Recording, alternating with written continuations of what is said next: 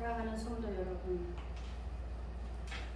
저에게는 평생 머릿속에서 떠나지 않는 각인된 말이 있습니다. 제가 아주 어렸을 때 저희 오빠가 어느 날 문득 하늘을 바라보면서 저에게 독백처럼 해주었던 말이었습니다. 온 우주 삼라만상이 한결같이 규칙적으로 돌아간다는 것은 분명히 신이 있는 거란다 라는 말이었습니다. 저는 어린 탓인지 그 말이 깊이 내리에 박혀서 그때부터 세상을 늘 신비롭게 바라본 기억이 있습니다. 어쩌면 그 말 한마디로 인하여 그때부터 제 안에 하나님이 계시다는 믿음이 뿌리가 내린 것인지도 모릅니다. 그러니까 신이 존재한다는 그 한마디가 저에게는 복음이었던 것입니다. 하늘을 보면서 해와 달과 별, 그리고 모든 자연의 신비로움을 보면서 오빠는 어린 동생 앞에서 신이 계시다고 감탄하는 소리를 한 것입니다. 저희 아들도 천체에 관하여 신기하다는 소리를 자주 하면서 유튜브로 지구와 별들에 관해서 보라고 권하기도 합니다. 우리가 어릴 때는 눈에 들어오지 않던 아름다운 자연이 나이가 점점 들어가면서 그 어느 때부터인가 눈에 들어오기 시작합니다. 그런데 저 같은 경우는 어린 나이에도 불우한 환경 탓으로 스스로에게 끊임없이 질문을 했습니다. 인간이란 무엇인가? 라는 것이었습니다. 그 질문은 바로 부정적이고 염세적인 것에서 나오는 슬픈 소리였습니다. 저는 이미 7살 나이에 세상을 슬프게 인지하기 시작하면서부터 죽음을 생각했던 것으로 기억됩니다. 그런데 그것이 성장해 가면서 더욱 심각하게 나타났습니다. 삶의 회의감과 죽음에 대한 유혹, 죽음에 대한 묵상, 혼란과 분노, 부정적인 생각과 염세주의가 실제로 우울증을 만들어갈 수 있는 특징들을 지니고 있었습니다. 그러나 예수님을 영접하고 하나님을 알아가고부터 자신에 대한 연민이 죄라는 것을 알고 회개를 하게 되었습니다. 그리고 신앙생활을 열심히 계속하면서 그 엄청난 어둠의 영으로부터 해방될 수 있었습니다. 인간은 아무리 갖고 싶은 것을 다 가져도 하나님을 모르면 지옥입니다. 그러나 하나님을 알아가고 믿음을 갖는다는 것은 구원입니다. 하나님을 믿기 시작하면 속에서 소망을 품게 되고 생명을 얻게 되기 때문입니다. 기독교 편증자 C.S. 루이스는 그의 웨스트민스터 사원에 있는 그의 묘비에 이런 문구를 적어 놓았습니다. 나는 태양이 떠오르는 것을 믿듯이 기독교를 믿는다. 그것을 볼 수 있기 때문이 아니라 그것을 통해 다른 모든 것을 볼 수 있기 때문이다. 그런가 하면 천재적인 과학자 스웨덴 보리가 유명한 말을 남겼습니다. 과학이 놀라운 기적을 인류에게 가져다 줄 것입니다. 그러나 두 가지만은 절대로 못합니다. 첫째, 현미경으로 하나님을 볼 수 없고, 둘째, 싹트는 보리알 하나도 생명을 가진 것을 창조하지 못합니다. 과학은 영계를 부인합니다. 과학이 갖는 어떤 검색 방법으로도 하나님도 영계도 증명할 수 없기 때문입니다. 그래서 과학은 하나님이 창조한 절반 세계, 즉 물질 세계밖에 보지 못합니다. 과학은 생명이 어디서 왔는지도 규명하지 못합니다. 오늘 본문 말씀은 시편에서 처음으로 등장하는 여호와 하나님을 찬양하는 찬양 시입니다. 창조주와 창조물을 분명하게 구별하면서 창조물을 통해 드러나는 창조주의 아름다움을 노래하고 있는 것입니다. 동시에 하나님께서 인간을 창조하신 목적과 뜻이 있음을 우리에게 알게 하시는 것입니다. 1절 여호와 우리 주여 주의 이름이 온 땅에 어찌 그리 아름다운지 주의 영광이 하늘을 덮었나이다. 이것은 한 인간이 여호와의 창조하신 하늘의 천체를 바라보면서 경외심을 가지고 경탄하는 것입니다. 사람의 이름 속에는 그 사람의 신분과 뜻이 표현되는 행위와 말이 들어있습니다. 출애굽기 3장에서 보면 하나님께서 하나님의 이름이 무엇이냐고 물어보는 모세에게 나는 스스로 있는 자라고 자신의 이름을 가르쳐 주십니다. 스스로 존재하는 하나님께서 이 모든 천지 만물을 창조하셨다는 것입니다. 유한한 인간이 무한한 하나님을 찬양하고 감탄하는 것입니다. 여러분은 달과 수많은 별들로 가득한 광대한 밤하늘을 바라볼 때 사람이 얼마나 보잘것없는지를 의식하게 되지 않습니까? 그런데 하나님께서 그런 하찮고 나약한 존재들을 높이 평가하시면서 하나님의 대리자로 우리를 삼으셨다는 것입니다. 어떻게 이런 하나님의 신비로움과 놀라운 위대하심을 찬양하지 않을 수 있겠습니까? 여호와는 온 땅 위에 명백하게 드러나는 우주적인 아름다움의 주인이 되시는 것입니다. 3절에서 보면 주의 손가락으로 하늘과 달과 별들을 만들었다고 기록하고 있습니다. 창조하면 창세기를 보아야 합니다. 창세기는 성경 66권에서 첫 번째 책이면서 66권 전체를 요약하는 책입니다.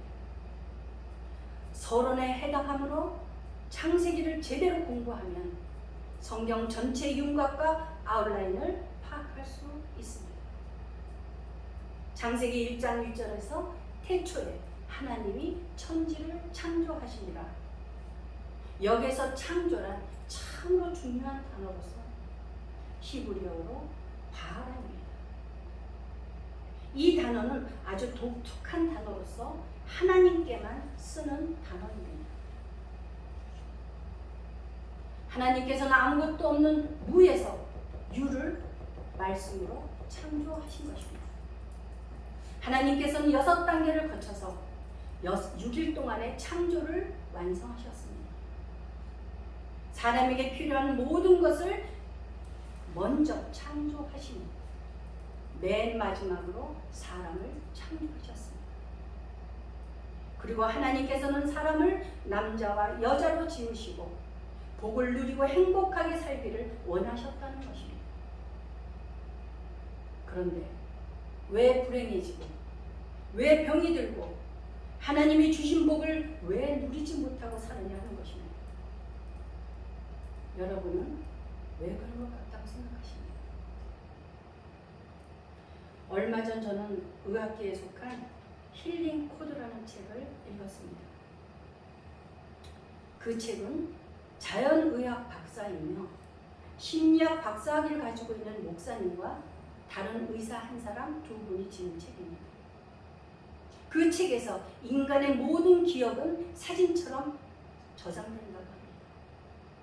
그런데 이렇게 사진으로 저장된 기억 중에는 사실이 아닌 것과 거짓을 담고 있는 것도 있다는 말입니다. 이것이 수정되지 않고 진실이 아닌 상태로 저장되면 정서와 육체의 질병을 초래하는 것은 당연합니다.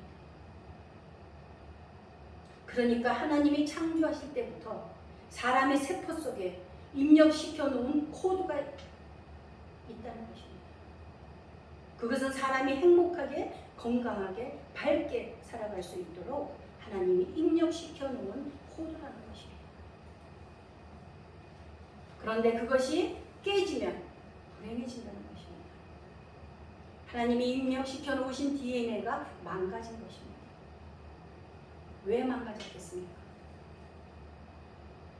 잘못된 습관, 잘못된 음식, 잘못된 인간관계, 나쁜 공기 또는 스트레스 때문이라는 것입니다. 그 중에서도 스트레스가 가장 큰 병의 원인이라고 말하고 있습니다.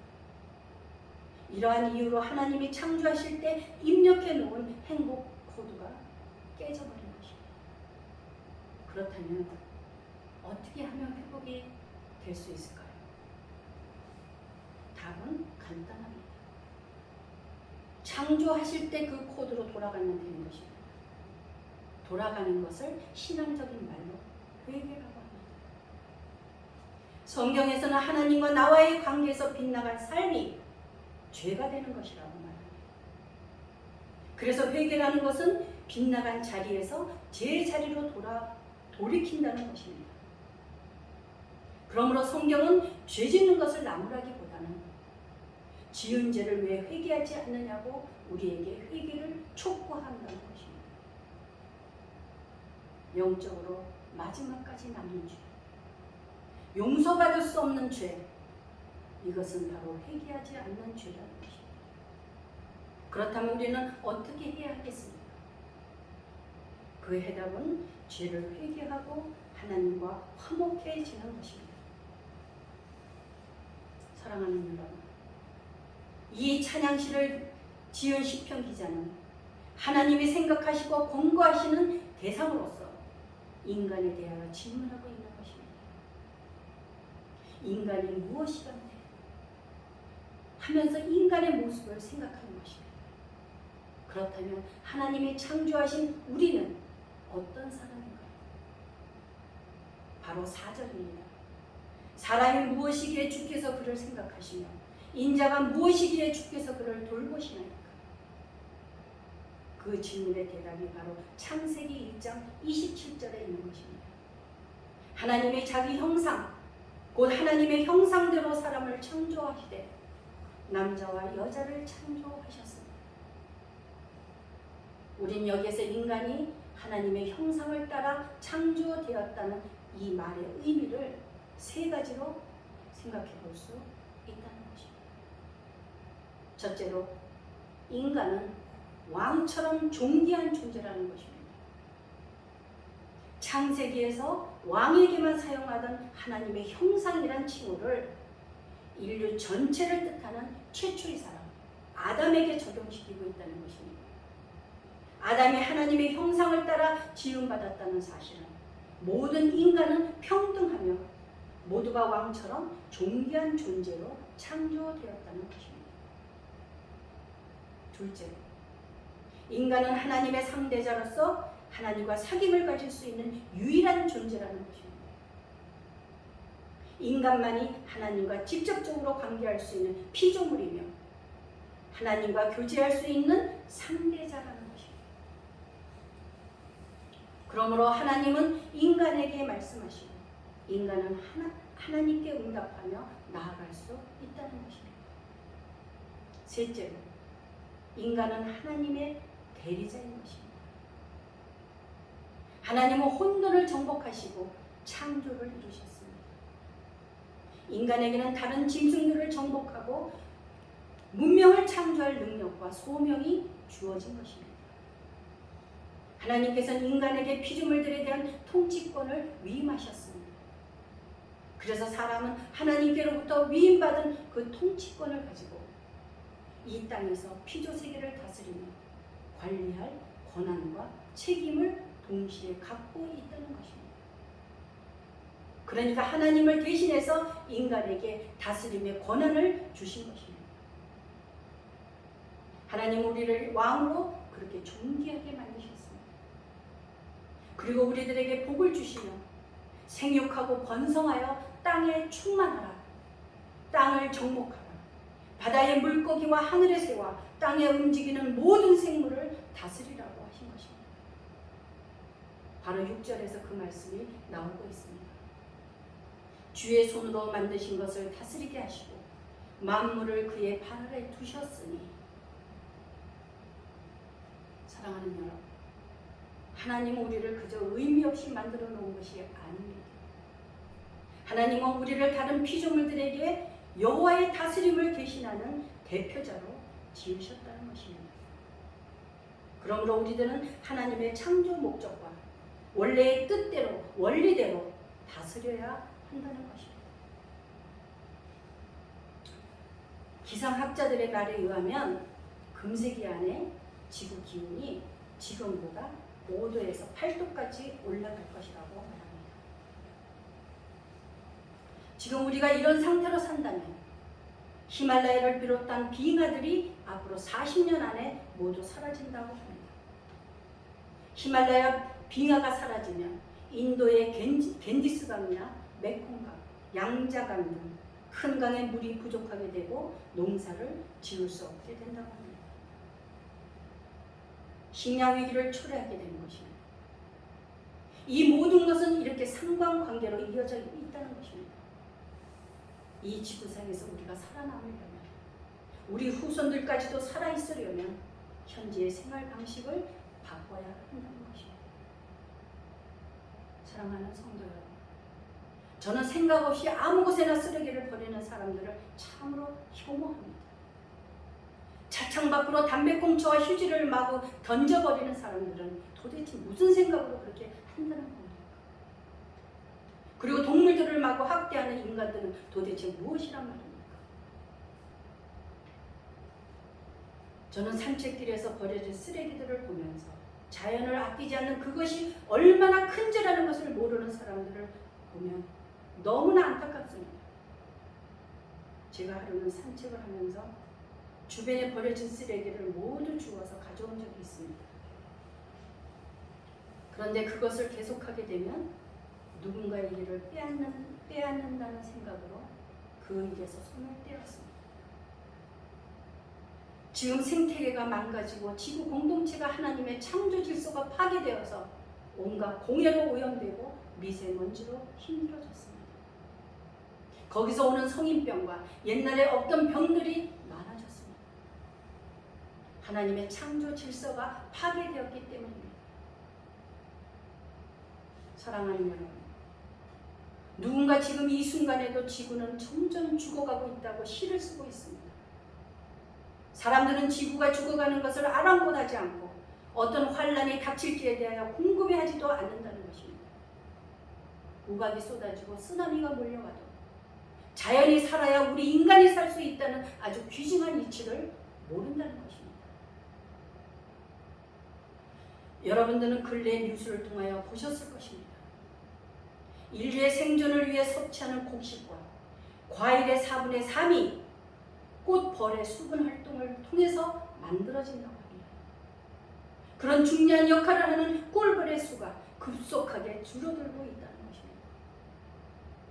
그런 가운데 유엔이 정한 세계 벌의 날을 맞아 멸종위기에 처한 벌에 대한 관심을 촉구하고자 미국의 인기 여배우 안젤리나 졸리는 위험을 무릅쓰고 홍보사진을 찍었다고 합니다.